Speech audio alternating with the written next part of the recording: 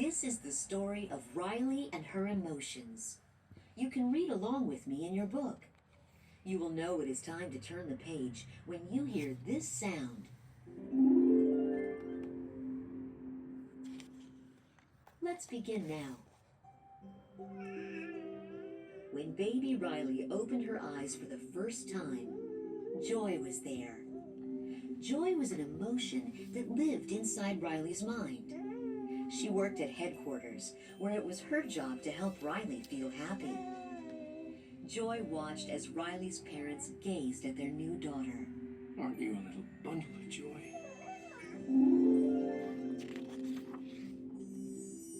Riley's happy memories were saved in golden spheres, and Joy made sure she had lots of them. Joy loved Riley. Just Riley and me, forever. But she wasn't alone with Riley for long. 33 seconds after Riley was born, another emotion showed up, and she was very different from Joy. I'm sadness. Joy didn't like the sound of that. Can I just, if you could, I just want to fix that, thanks. Joy stopped Sadness from using Riley's headquarters console as often as possible. Soon, more emotions arrived at headquarters, and each one had a different job.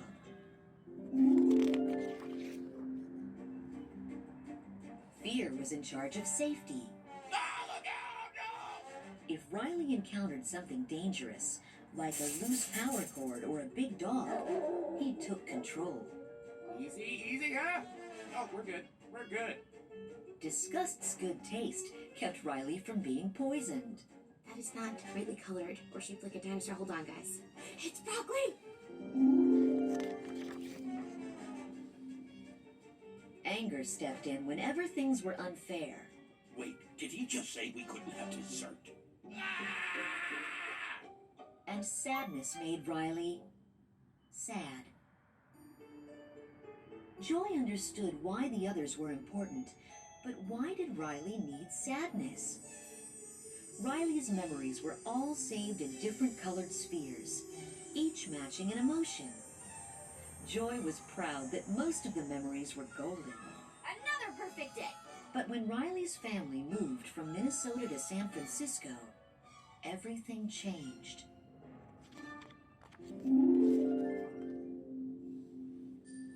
Riley didn't like moving.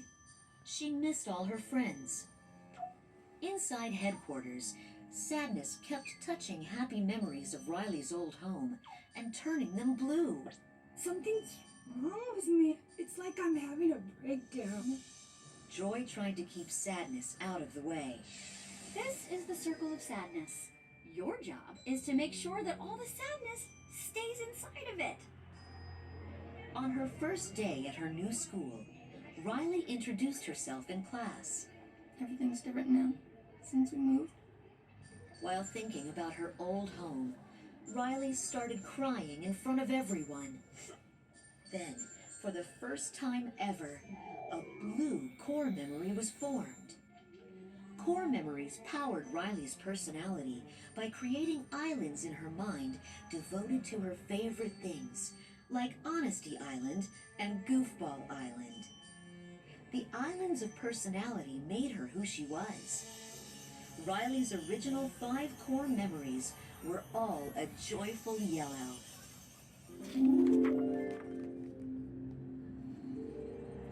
Joy wanted to get rid of the blue memory, so she tried to send it away through a memory flush vacuum tube. But Sadness protected it. That's a core memory. As they struggled, they knocked the other core memories out of their holder. With all the core memories disconnected, the personality islands went dark. Then, the powerful vacuum tube sucked up joy, sadness, and the core memories, blasting them toward the memory dump.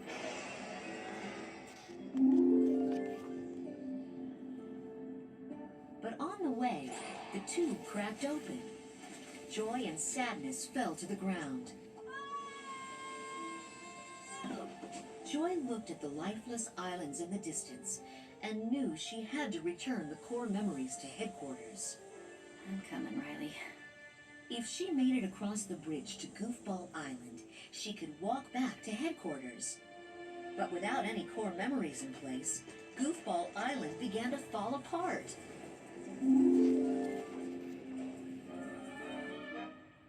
Joy and Sadness would need to find a new way to get back to headquarters. The two walked toward long-term memory, where they ran into someone Joy hadn't seen in years. I know you. You're Bing Bong, Riley's imaginary friend. Riley used to pretend to travel everywhere with Bing Bong in his rocket. Now Bing Bong was looking through long-term memory for something special. I thought maybe if I could find a really good memory, Riley would remember me, and then I'll be part of Riley's life again. Joy asked Bing Bong if he knew how to get back to headquarters. Just take the train of thought. On the way to the train station, he gave them a tour of Imagination Land. It was amazing. They even discovered a new area. Imaginary Boyfriend. Then Bing Bong noticed parts of Preschool World being torn down to make room for Riley's new interests. He spotted his rocket being thrown away. No, you can't take my rocket to the dump. But it was too late. Bing Bong began to cry big candy tears. Sadness sat down. I'm sorry they took your rocket. They took something that you loved. It's gone. Forever. Talking to Sadness helped Bing Bong stop crying. But Joy couldn't understand why. How had Sadness made Bing Bong feel better? Come on. The train station is this way. But the train soon stopped for the night. Riley had fallen asleep.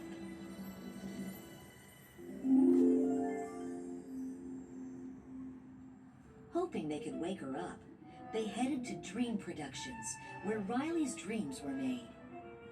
Bing Bong held the memories while Joy and Sadness ran in front of the dream camera, sharing a dog costume. They tried to make Riley so happy she would wake up laughing. Woo! Let's party! The dream director was not happy.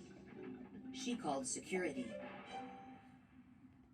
Bing Bong was taken to the subconscious, where Riley's darkest fears lived. There, he was trapped by Jangles the Clown. While Joy and Sadness rescued Bing Bong, seeing the spooky clown gave Joy an idea. Jangles could scare Riley awake. Hello, did you know that it was time for a birthday party? Did you say birthday? Jangles chased them onto the Dream Productions set and terrified everyone. The scary dream woke Riley, and the train started moving. Joy, Sadness, and Bing Bong happily hopped on. Back at headquarters, the other emotions were scrambling, trying to figure out what to do. Anger thought Riley should run away. All the good core memories were made in Minnesota. Ergo, we go back to Minnesota and make more. Who's with me? Disgust agreed. Yeah, let's do it. The emotions made Riley steal her mom's credit card and pack a bag from Minnesota.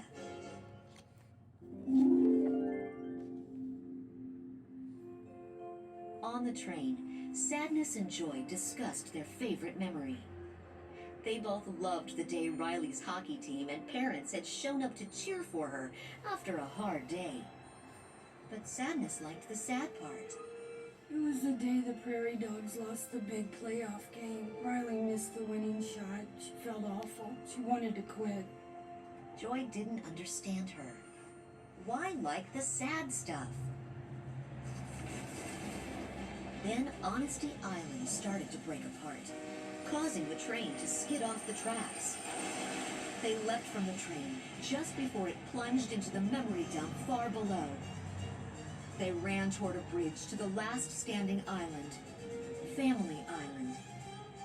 But as Riley left her house for the bus, Family Island began to fall, taking the bridge along with it. As the world around them crumbled, Joy and Bing Bong fell into the memory dump. Joy! Sadness stood alone on a cliff, hopelessly looking down. If they couldn't escape from the dump, Joy and Bing Bong would fade away and be forgotten.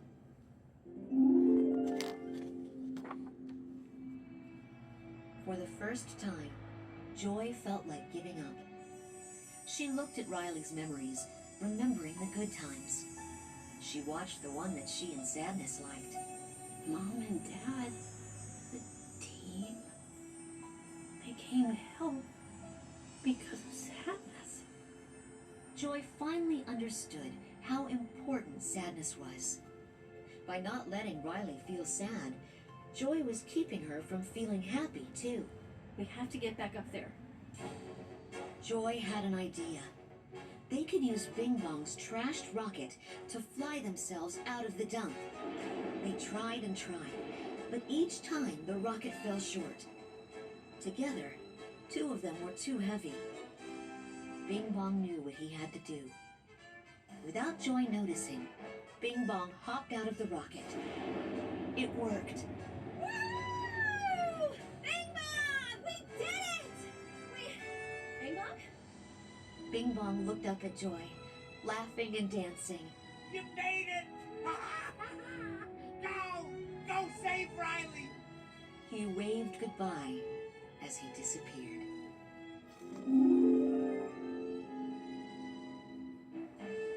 Joy raced off to find Sadness, but Sadness hopped onto a cloud and flew away.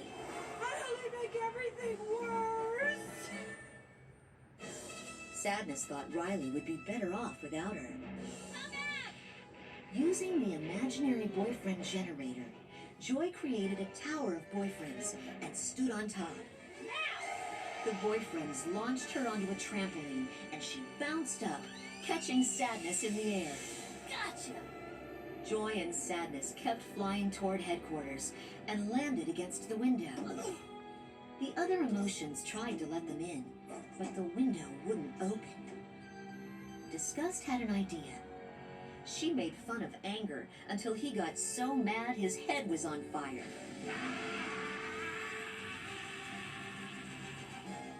Then she grabbed Anger and used the heat to cut a hole in the glass.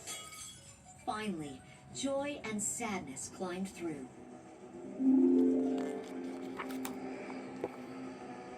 Riley had just stepped onto the bus, on her way to Minnesota. Joy knew what to do. Sadness, it's up to you. Me? I can't, Joy. Yes, you can. Riley needs you. Okay. With Sadness in control, Riley stood up. Wait, stop! I want to get off! She got off the bus and ran home.